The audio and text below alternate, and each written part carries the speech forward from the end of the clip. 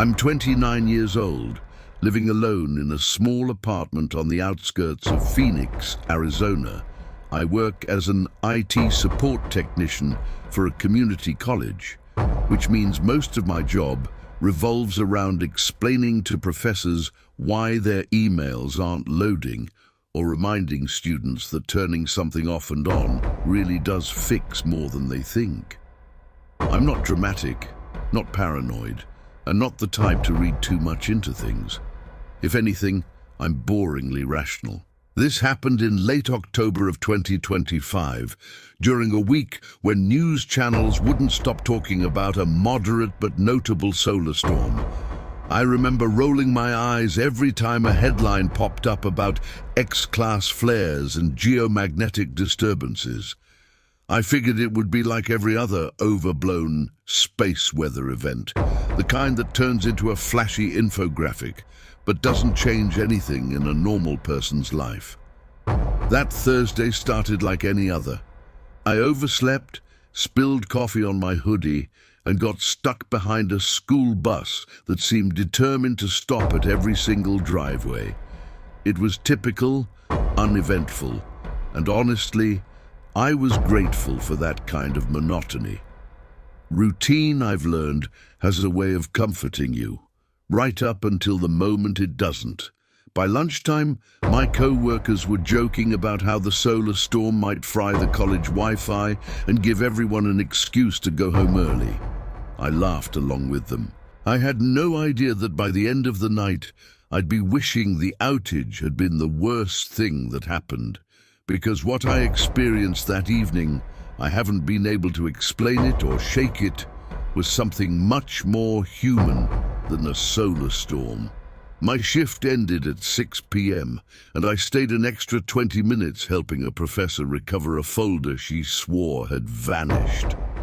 Turned out she'd just accidentally dragged it into another directory. Typical. When I finally left, the sky was this weird bruised orange, the kind you sometimes see after monsoon storms, except the air was still and dry. My phone buzzed with a solar alert level 3 notification from the weather app. I dismissed it. The parking lot lights flickered once, like a camera flash, but stabilized. Again, I didn't think much of it. I stopped by a grocery store on the way home. I picked up eggs, almond milk, and a frozen pizza. Ordinary stuff. A couple of people near the checkout were talking loudly about how GPS signals might go down overnight. One guy claimed planes would start falling out of the sky. I snorted quietly and kept my eyes on my phone. Driving home, the radio cut out twice, short bursts of static, then silence, then the audio returning mid-sentence from the host. I assumed it was the solar storm finally living up to the hype. I pulled into my apartment complex a bit after 7. Kids were still playing in the courtyard, tossing a ball back and forth. Someone was grilling. A woman walked her dog past my car, nodding at me.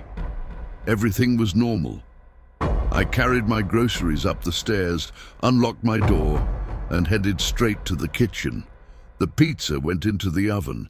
I tossed my keys onto the counter. My apartment, small as it was, felt like a comfortable little cave after a long day. Dim, quiet, predictable. I had absolutely no reason then to feel uneasy. Nothing had happened yet. Nothing had hinted at what was coming. But looking back, I can pinpoint the exact moment the night shifted. The moment when normalcy cracked. It started when the oven timer beeped and the lights dimmed for a second. Just a quick dip, like a brownout. I glanced up but shrugged it off. Solar storm, I reminded myself. I took the pizza out and set it on the counter to cool. I ate a couple slices while scrolling through Reddit. Ironically, there was a thread on r/Ask Science discussing whether solar storms could actually disrupt the power grid. Most comments said no. I remember thinking, good. One less thing to worry about. Then my phone vibrated with an emergency alert. The loud, jarring kind normally reserved for amber alerts or flash floods. It made me jump. The message read, National Weather Service, solar event impact, temporary disruption to power and telecommunications possible. Stay indoors, limit travel. No immediate danger. I rolled my eyes again. The TV flickered but stayed on. Whatever. I put my plate in the sink. That's when I heard a noise outside my front door. Not loud, just odd. A soft scraping like someone dragging something metallic across concrete. I froze, listening. The hallway outside my apartment is narrow with cheap carpeting and thin walls. You can hear everything. But this sound was slow and deliberate, not like footsteps or someone moving furniture. It lasted maybe 10 seconds and then stopped. I waited another minute, then looked through the peephole. Nothing, just the dim hallway and the flickering exit sign. I told myself it was probably one of the maintenance guys, or maybe a neighbor dragging a bike. Totally normal things. There was no reason to think otherwise, but when I stepped away from the door, my stomach felt tight, like my body had recognized something before my brain had. That subtle shift, that barely noticeable tension, that was the first warning, and I didn't listen to it. Around 9 p.m., I decided to take out my trash. I usually did it at night because the outside bins were less crowded. I tied the bag, slipped on my sneakers, and opened the door. The hallway lights were flickering more than before, long, irregular pulses that made the shadows stretch and shrink. Solar storm, I muttered, trying to normalize it. Halfway down the hall, I noticed something on the floor, a long black scuff mark across the carpet, maybe 6 or 7 feet long. Thin, uneven, like something heavy had been dragged. It led from the stairwell toward my side of the building. I swallowed. Okay. Someone moved furniture, totally fine. But as I followed the trail, I realized it stopped directly in front of my apartment door, and then continued past it for another foot, before ending abruptly, like whatever made it had been lifted. I felt a cold prickle spreading across my back. I forced myself to keep walking. The trash bin was outside, down the stairwell. When I reached the bottom, I felt eyes on me, the unmistakable animal sense that someone is watching. I turned slowly. A man stood halfway up the stairs. I hadn't heard him come down. I didn't even know how long he'd been there. He wasn't dressed strangely. Jeans, dark jacket, hood down. But his posture was wrong. He was angled slightly away from me, like he'd stopped mid-step, and he wasn't looking at me. He was looking at the wall beside him, still as a statue. Sorry, I said stupidly, thinking I might be blocking the way. He didn't answer, didn't move, didn't even blink. A long second passed. The lights flickered again, and that's when he slowly, very slowly, turned his head toward me. Something in his expression was empty, not angry, not confused, just wrong. I backed away without meaning to, and he took one step down. I forced myself to speak. "Hey man, you okay?" His eyes didn't leave mine. There was something unsettling about them, too focused, too deliberate, like he was studying me, memorizing me. He took another slow step down. The stairwell lights buzzed overhead. "I don't want any trouble," I said. My voice cracked a little. He finally spoke, but his voice was thin, strained, as if he hadn't talked in days.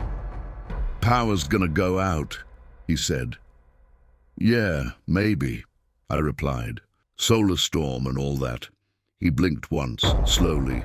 "No, not because of the storm." Something in the way he said it made my skin crawl. I stepped back toward the hallway that led to my apartment. He mirrored my movement, stepping off the stairs. "Listen," I said, trying to keep my tone calm. "I'm just gonna head back. You have a good night, okay?"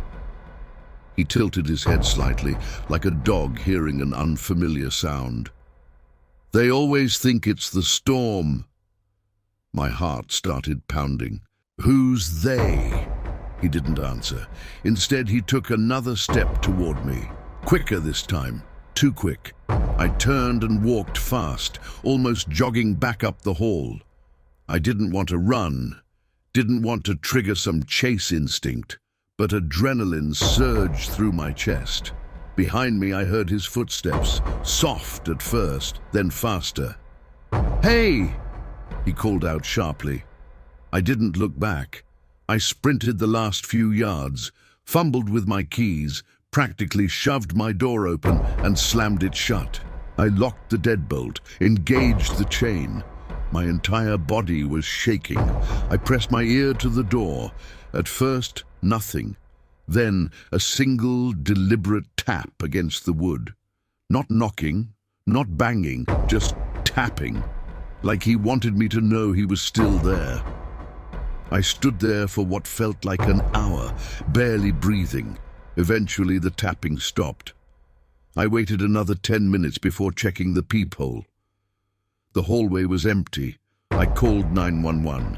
The operator listened, but with the power fluctuations happening all over the city, they were dealing with dozens of calls. She told me to stay inside, keep my doors locked, and call again if he returned. I barely slept that night. Every sound made me jump. Every flicker of the lights made my pulse spike. I kept thinking about the scuff mark on the carpet, the way he'd been standing, the strange, cryptic things he said.